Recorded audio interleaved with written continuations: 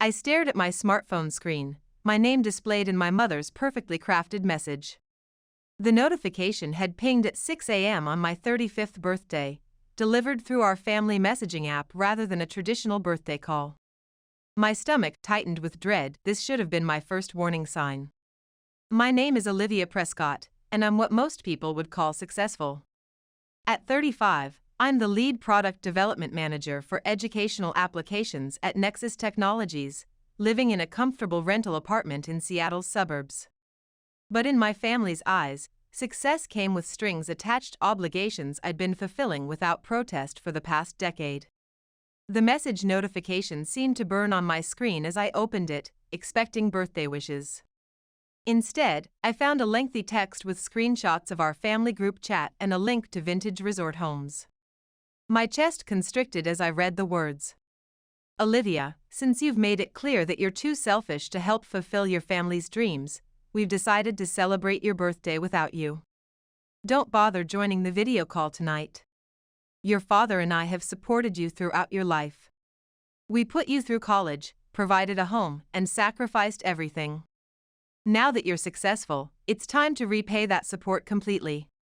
Your refusal to help us purchase our designer vacation home reveals your true ungrateful nature. Perhaps some solitude will help you reconsider what matters. Mom. I sank deeper into my couch, coffee growing cold in my hands. Ungrateful. The word burned through me, especially considering everything I'd poured into supporting them for 10 years. It began innocently, covering utility bills when Dad's real estate business collapsed during the financial crash. Then came my younger brother Ethan's private university tuition when their savings evaporated. I shouldered that burden too, nearly $40,000 annually for 4 years. My sister Natalie's medical bills after her car accident? I paid without hesitation, including her extensive physical therapy. Every month without fail, I transferred money for their mortgage. When Dad needed emergency heart surgery last year, I cashed in my company stock options to cover what insurance wouldn't. The total over the decade? Around $350,000. And now, on my birthday, I was selfish because I wouldn't co-purchase a $1.2 million designer vacation home in Vintage Resort. My phone vibrated with a message from Natalie. Way to destroy another family celebration with your selfishness. Mom hasn't stopped crying because of you. I silenced notifications and gazed out my apartment window at downtown Seattle. The morning sunlight bounced off steel and glass towers, making them glitter like jewelry. 10 years supporting my family, and this was my thanks. Emotional manipulation on my birthday. Last week, when Mom first mentioned the vacation home idea, I tried remaining reasonable. Mom, I can't afford to jointly purchase a luxury property right now. My salary is good, but there are limits to what I can spend. But you make 6 figures, she insisted, her voice rising. And that bonus from your app launch. We found the perfect place: 5 bedrooms, mountain views, private tennis courts. After everything we've endured, your father and I deserve this. I attempted explaining about investments, retirement planning, and my personal financial goals, but she refused to listen. So your own parents' happiness means nothing after everything we've sacrificed for you? Now, sipping cold coffee on my birthday, I pulled up my financial management app. Every transfer, every payment, every sacrifice I'd made for my family over the years appeared in neatly categorized graphs and timelines, a habit I developed early, though I never imagined needing this documentation.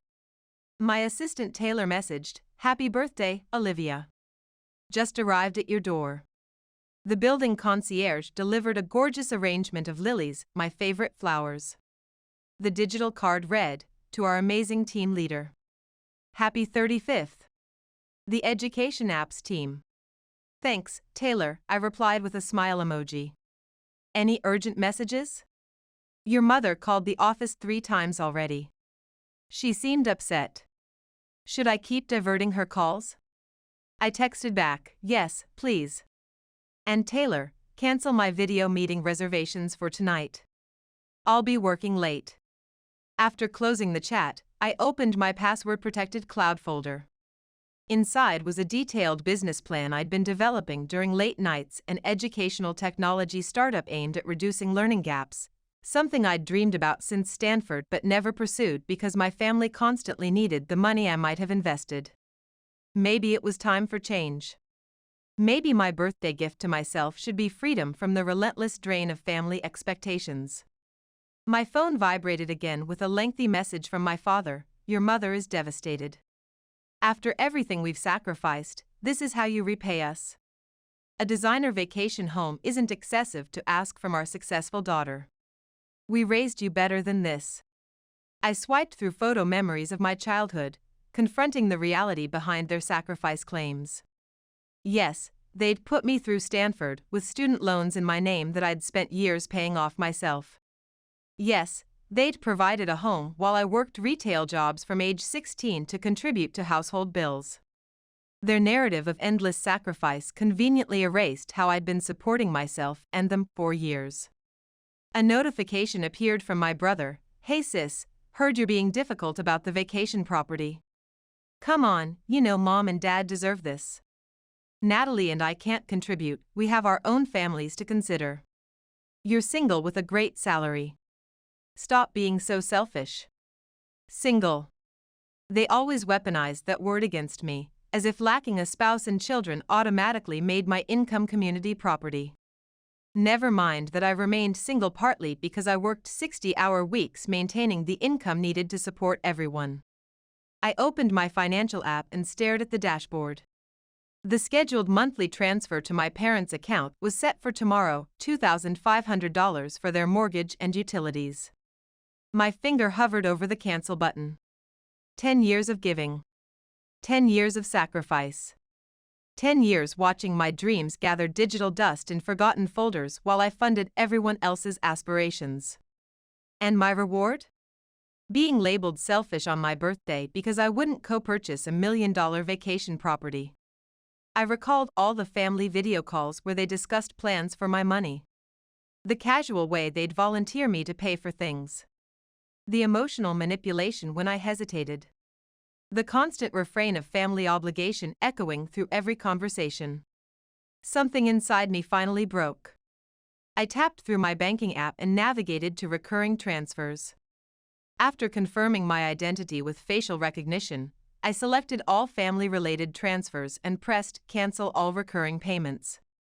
The app asked if I was sure. I was. Within seconds, it was done. 10 years of automatic payments stopped with a single tap. Next, I opened my browser and began composing a message to a real estate agent. Subject line: ready to explore mountain properties. If my family wanted a vacation home so desperately, perhaps it was time I purchased one for myself. The rest of my birthday passed in a blur of virtual meetings and emails, my phone constantly lighting up with notifications from family members. By evening, I had 17 missed calls from mom, 12 from dad, and a stream of increasingly hostile messages from Ethan and Natalie. I worked remotely until 9 p.m., immersed in projects and my new plans. When I finally stepped away from my desk, I discovered a package had been delivered, a birthday gift from my Aunt Victoria, mom's sister. Inside was a beautiful digital tablet with a stylus and a note, "For designing your own future. Sometimes family is the last to recognize our true value. Love, Aunt Victoria." Victoria had always been different. She built her own successful architecture firm, never married, and lived entirely on her terms. Growing up, I'd frequently heard my mother call her selfish too. I poured myself a glass of wine and settled on my apartment balcony with Victoria's gift. Opening a new document, I began writing not just about today, but everything. Every guilt trip, every demand, every sacrifice. My feelings poured onto the digital pages. My phone lit up again. "Natalie, mom's blood pressure is dangerously high because of you. If anything happens to her, it's entirely your fault." I set my phone to do not disturb and opened my laptop instead. A real estate agent had already responded to my inquiry. "Available to show you Berkshire properties virtually this weekend. Found several matches for your criteria. One particular mountain home I think you'll adore."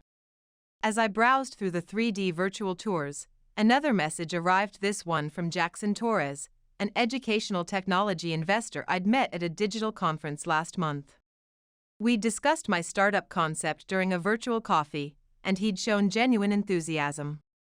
Olivia, heard through industry channels you might be ready to advance that educational app concept. My investment offer still stands. Let's schedule a video call to discuss numbers. For the first time that day, I felt myself smile genuinely. Perhaps this birthday would mark the beginning of something new after all. The next morning, I awoke to discover my parents had escalated their tactics. They'd reached out to Uncle Benjamin, Dad's younger brother who worked as an investment advisor with connections to Nexus Technologies. Olivia, it's Uncle Benjamin. Your parents are deeply worried about your recent behavior. This isn't like you at all. I'd hate to see this situation affect your professional standing.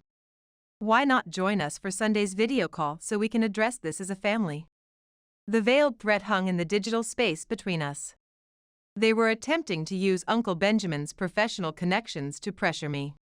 What they didn't realize was that I'd already established my irreplaceable value to the company.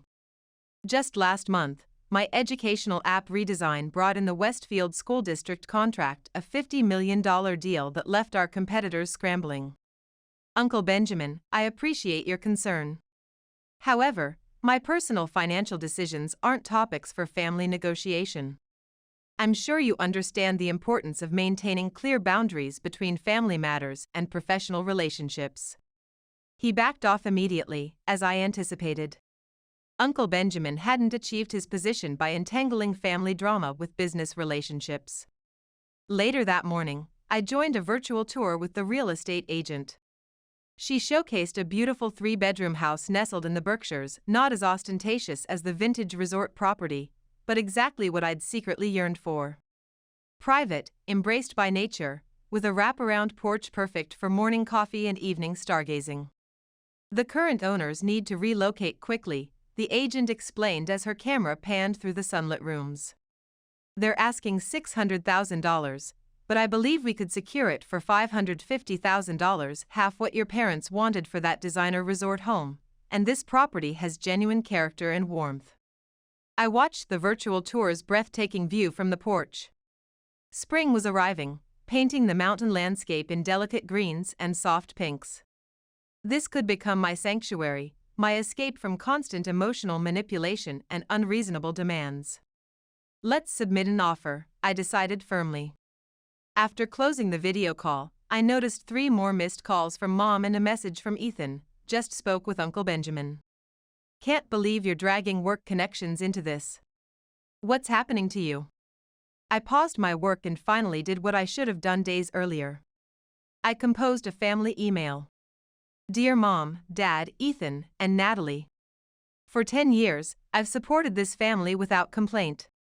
I've covered university tuitions, medical expenses, mortgage payments, and countless emergencies.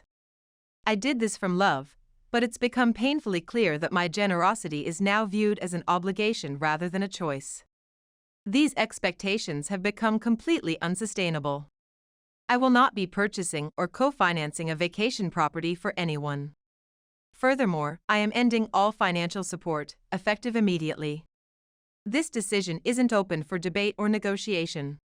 Any attempts to pressure me through other family members or professional connections will only confirm that this is the right decision. I love you all, but it's time I prioritize my own future. Olivia. I hit send before doubt could creep in. Within minutes, my phone erupted with notifications. I silenced it completely and returned to work with a newfound sense of peace. By Monday morning, the family drama had intensified to new levels. Mom had reportedly confined herself to bed with stress-induced migraines. Dad was telling relatives I'd experienced some kind of psychological breakdown. Ethan and Natalie were posting cryptic, passive-aggressive status updates about true family loyalty and ungrateful people in today's world. I muted all family notifications and concentrated on my work. I had a scheduled video conference with Jackson Torres to discuss the startup, and I refused to let family theatrics distract me from this crucial opportunity. Jackson was already in the virtual meeting room when I joined, radiating his characteristic enthusiasm even through the screen. Olivia. Been eagerly waiting for this. Your timing couldn't be better. We just finalized our education technology fund, and your learning equality platform has been on my mind constantly. Let's talk about scaling potential. For the next hour, we discussed business models, market reach, and investment requirements. By the time we concluded, we had outlined a promising arrangement: $2.5 million in seed funding for 20% equity. One condition, Jackson stated, sending over the preliminary term sheet via secure document sharing. You need to commit completely. No corporate backup plan. Are you prepared for that leap? I considered my position at Nexus Technologies, my reliable salary, the stability that had enabled me to support my family for years. Then I recalled the birthday message, the manipulation, the relentless expectations. Yes, I answered confidently. I'm absolutely ready. That afternoon, I scheduled a video call with my director, Alexandra. She expressed disappointment about losing me but showed genuine understanding. You've more than earned this opportunity to create something meaningful, she said. And Olivia, never let anyone make you feel guilty about pursuing your passion. I worked into the evening, drafting my formal resignation letter and creating digital task boards for everything requiring attention. My house offer had been accepted. Closing would happen within 30 days. The startup documentation was being prepared. My new life was taking tangible form. When I finally checked personal messages that evening, I found a single text from Aunt Victoria: heard everything that's happening. Proud of you. They'll eventually adjust, but even if they don't, you're making the right choice. Video chat soon?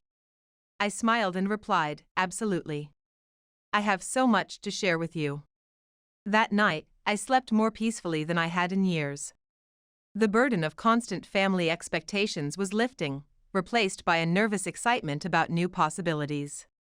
For the first time in a decade, I was choosing myself, and it felt completely right.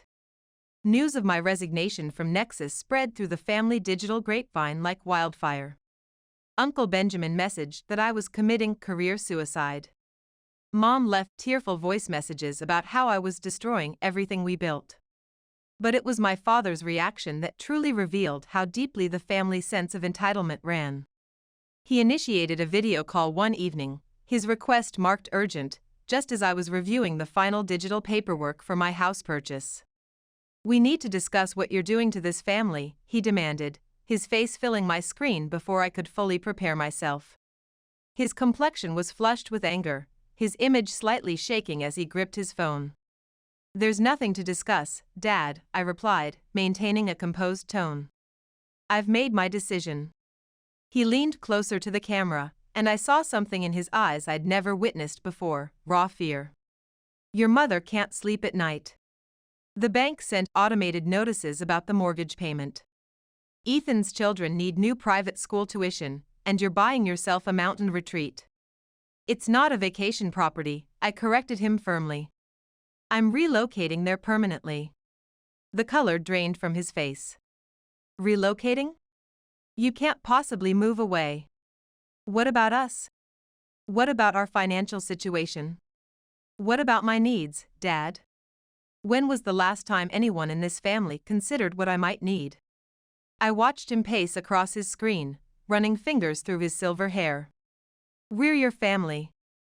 Everything we asked of you was for the family's benefit, and now you're simply abandoning all of us. I took a deep breath, centering myself. I'm not abandoning anyone. I'm choosing to live my own life. There's a significant difference. A difference, he laughed bitterly. Explain that to your mother. Explain that to Ethan's children when they can't attend summer coding camp. Explain that to Natalie when she can't continue her physical therapy. I've funded summer camps and therapy sessions for years, Dad. Perhaps it's time everyone learned to manage their own financial responsibilities. He stopped pacing and stared directly into the camera, his expression hardening. Is this about that educational app venture? That pipe dream you're throwing away your stable career for? I felt heat rising in my face.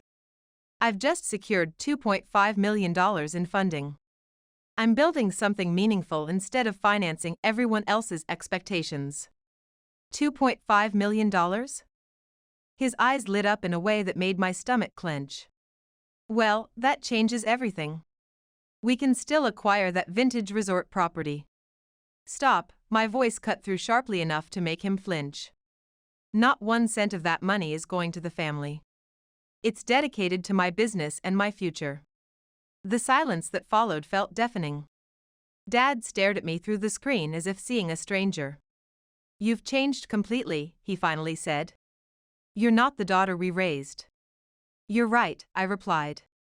I'm not the financial institution you raised me to become. His finger hovered over the end call button, but he paused. Your mother will never forgive this betrayal. I understand. But I'm finally learning to forgive myself for allowing this pattern to continue for so long.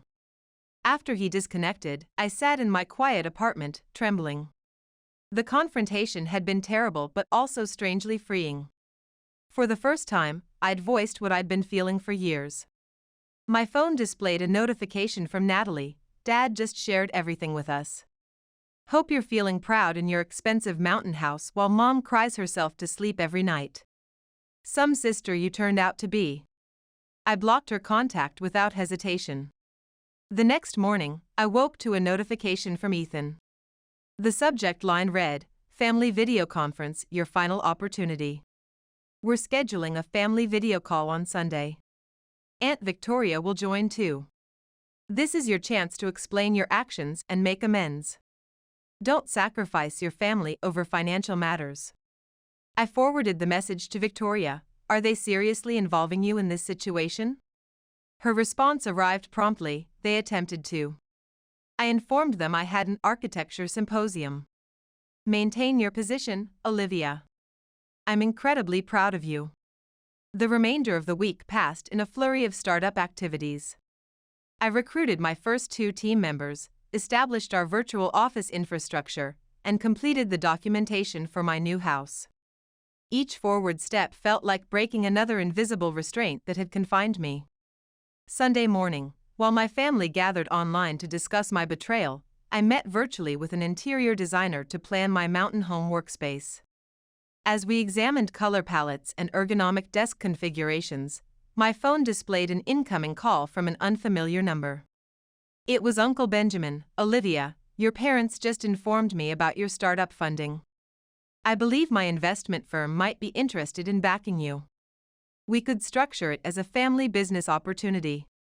I interrupted him firmly. No thank you, Uncle Benjamin. My business isn't available to family investment, not now, not ever. That evening, I received what appeared to be a final message from my mother. Since you've made it painfully clear that financial gain means more to you than family loyalty, consider yourself excluded from this family. Don't anticipate being included in any future family events or celebrations. You've made your choice. P.S. I've informed everyone in our social circle to pray for your moral compass.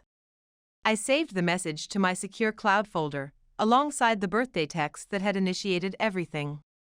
Someday, these digital artifacts would serve as reminders of the moment I finally secured my freedom. I stood on the wraparound porch of my Berkshire's home, watching the sunrise paint the mountains in vibrant golden hues. My morning coffee warmed my hands in the crisp autumn air as I reviewed our latest educational app analytics on my tablet.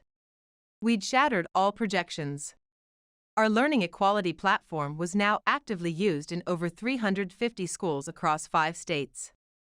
Jackson had already initiated conversations about Series B funding. The impractical dream my father had dismissed was transforming into a reality that exceeded even my boldest hopes. I heard the sliding door open behind me and turned to see Aunt Victoria, who had driven up for the weekend to celebrate my 36th birthday. I still can't comprehend how perfect this place is, she said, joining me at the railing with her steaming mug. Far more soulful than that pretentious vintage resort property they pressured you about. I smiled. Have you received any updates from them recently? She nodded.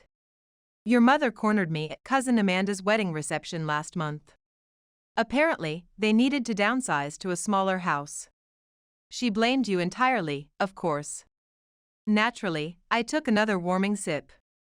And how are Ethan and Natalie? Well, Ethan finally secured a stable position at a real estate firm.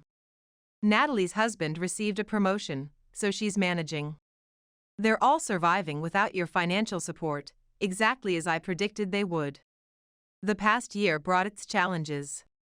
There were angry messages, continued manipulation attempts, relatives trying to pressure me into making amends.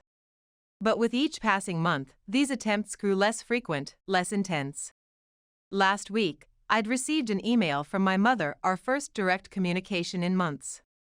Attached was a digital article about my startup success and a brief note, "Congratulations, Mom." No apology, no acknowledgement of past behaviors, but also no demands or emotional manipulation. It represented progress, at least. Your parents attended the wedding too, Victoria continued. Your mother spent half the reception telling everyone how concerned she is about you, living isolated up here in the mountains. I laughed genuinely. Isolated?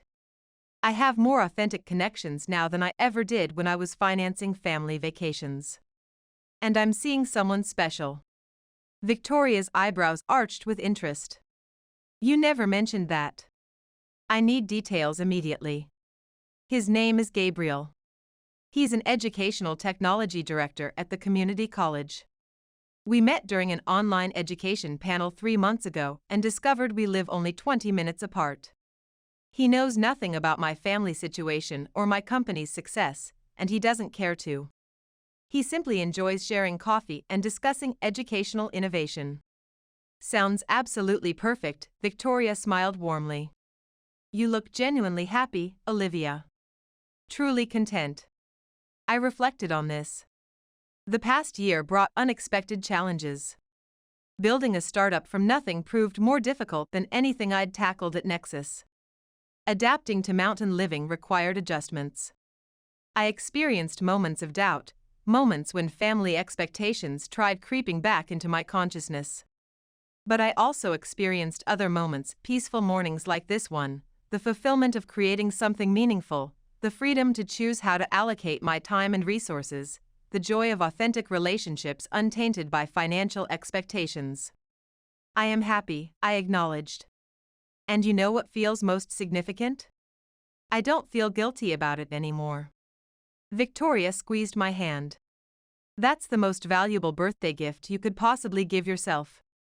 Later that evening, after Victoria departed, I sat in my home office reviewing archived emails.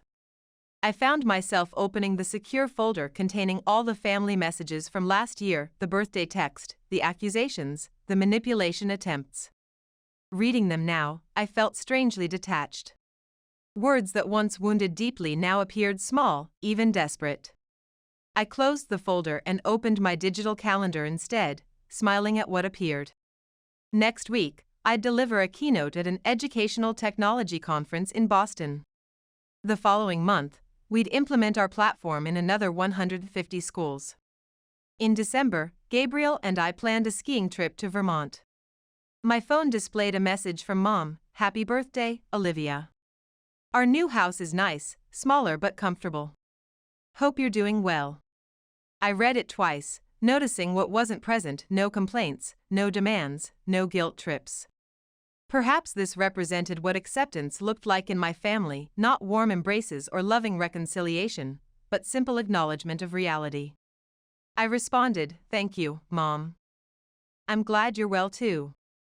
Then I walked back onto my porch, wrapped in a cozy cardigan, and watched stars emerge over my mountains. My house. My life. My choices.